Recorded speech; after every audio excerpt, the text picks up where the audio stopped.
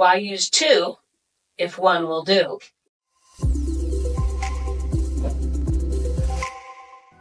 We're talking about the hand buoy, the weights, the bells. A lot of people call them a lot of different things. I am used to calling these buoys. They're buoyant. And Hydrofit, this is a sprint buoy, Hydrofit calls them buoys. And they've done a lot of research about the buoyancy equipment, and we're going to talk about that a little bit.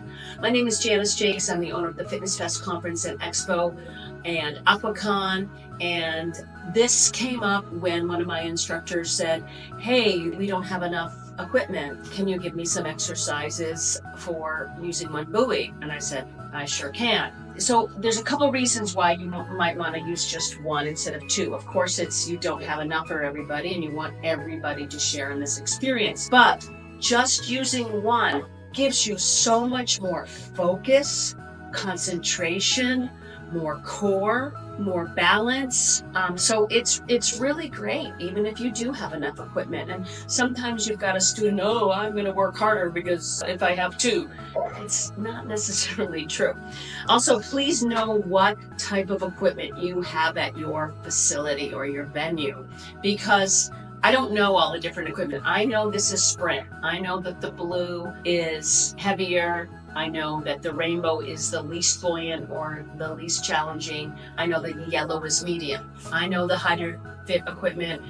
This is medium. There's one purple that's heavier. When I say heavy, it's just there's more bone to it, especially if they're new. And so it's more, it provides more buoyancy. So it's going to be more challenging. And then there is the turquoise one, which, to be honest, more of our older populations need less buoyant equipment, less challenge, because this can be really tough on your shoulders. Also, there's the gripping issue, and this is why we have some retirement facilities, and this is something that they won't even use it because they say it hurts their arthritis, their arthritic hands. But if you don't grip and you have the right weight, and I'm going to show you a few other methods, then typically, more than not, most of our, maybe more than 50% of our older adults can use it. So you've got to know the weights and what you've got, and sometimes that's a challenge because you don't really understand the equipment that you have. Gripping, the types of buoys, and there's a lot of other companies out there that have different equipment. You know, you can buy it on Amazon these days, right? Safety. You do not put these babies under your armpits. That causes shoulder impingement. You do not float or suspend, which means, of course, taking your feet off the ground. You do not do that with your buoys here or here either. That is not great for your shoulders. Hydrofit, again, used to do a lot of research, and I just always remember that. Maybe that's conservative for athletes, obviously, or really fit people, but I stand by that rule, and that's the way I teach. Let's get started. I'm going to show you only 4 moves, and I want you to do them all on the right side first. Another rule, no more than 12 to 15 reps, and you do not want to keep the buoys, the equipment, submerged underwater for more than about that many reps or about 30 seconds. That also has been done with research. So it doesn't mean that you don't do a ton of reps, but then you take them out of the water, you rest the fingers and hands and shoulders, and then you restart. Those are some rules I play by, and that I encourage my own instructors. We have an aqua fitness or water aerobics business as well, and we have resorts and retirement communities and 55 and older communities here in Arizona that we have lots of classes at, and we have different equipment at a lot of those facilities, and sometimes the students bring their own equipment. Exercise number 1. Now, obviously, I'm not in the pool.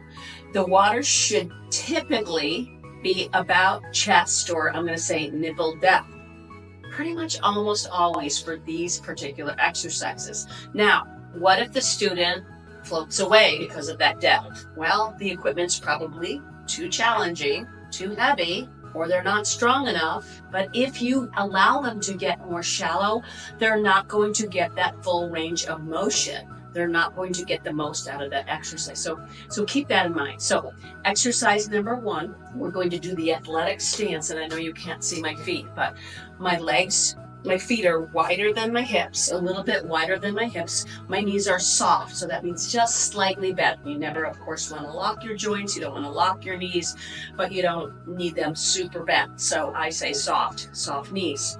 So athletic stance, feet are facing forward. And often, if you do not put the thumb with the other fingers, that also is a lighter grip, an easier grip. Sometimes that's a little challenging depending on the move. We're going to bring the arm out to the side, and you as the instructor are going to encourage level shoulders. So look around the pool. Make sure you can see everybody. Are everyone's shoulders level? And here's where you're going to know if the weights are too heavy. Now the other arm can be on the hand on the hip, hanging to the side, probably hand on hip. So out to the side, not above, not here. Here's the water level. Okay? Down to the side and slow up.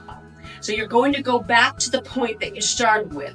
Navel to spine, shoulders in your back pocket, lift the chest. So this is buoyancy resisted because it's harder, more challenging. You're kind of fighting the water.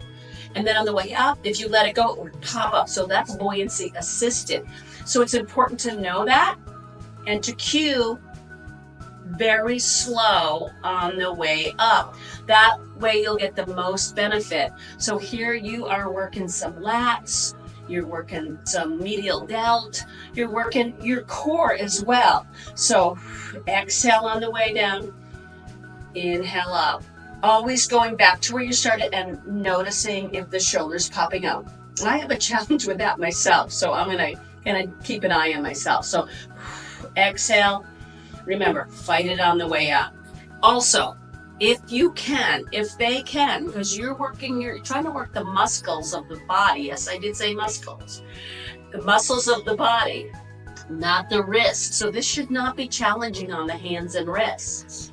So if they can, put the hand flat, and I want you to practice this before you implement this. If you can put the hand flat rather than gripping,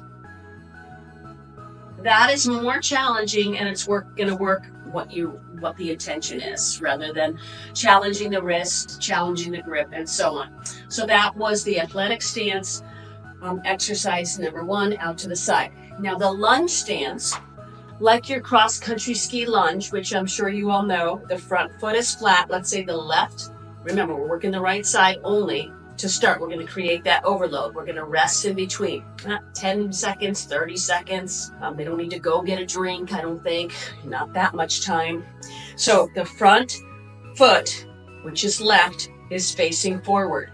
You're on the ball of the foot. So this is not really the cross-country ski lunge, because that back right leg is going to slide back. See, I'm leaning forward already to protect my back. It's going to slide back as far as it will go, while keeping the ball of the foot on the floor. It's plankish, okay? So flat hand if possible, shoulders level, down all the way to that right thigh, probably about the middle of the thigh, maybe a little higher, but between your knee and your hip flexor, probably closer to the hip flexor. And then again, fight the buoyancy on the way up. This is a beautiful one, navel to spine.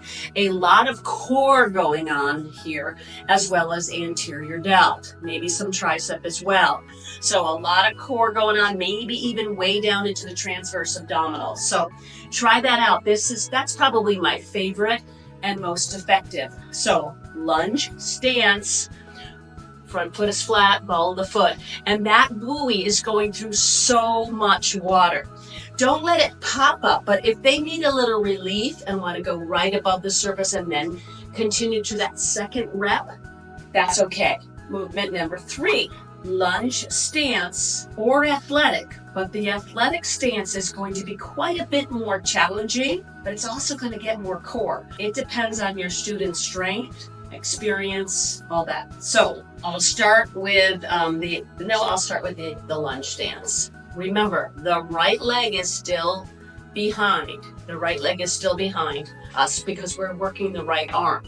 This is really 2 more exercises. So it's 3A and 3B. And really, just by changing something with your stance and the way the buoy is positioned is really changing the moves. But this is going to be easier, so it's going to be an option. So have to have the buoy like this. This is the neutral, but so you don't want to go beyond the neutral.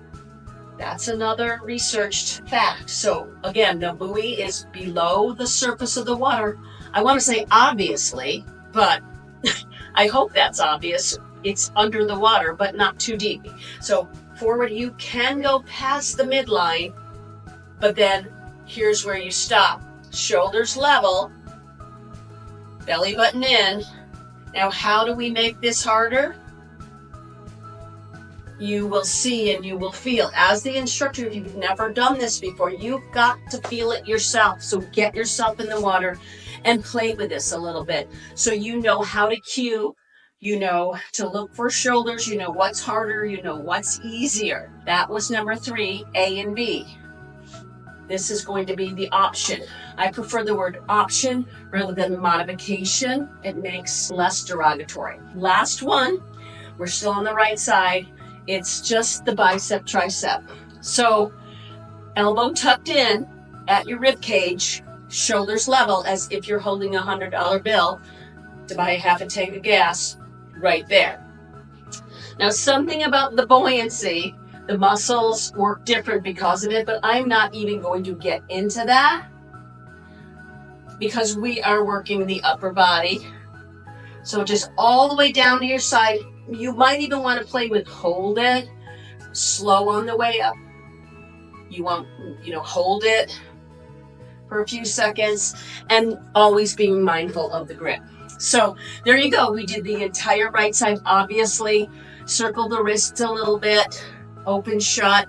Underwater, I always prefer that kind of stretching, if you want to call it, loosening up under the water because it's going to be more therapeutic. And then you do those same exercises on the left. So please subscribe. I'm Janice Jakes.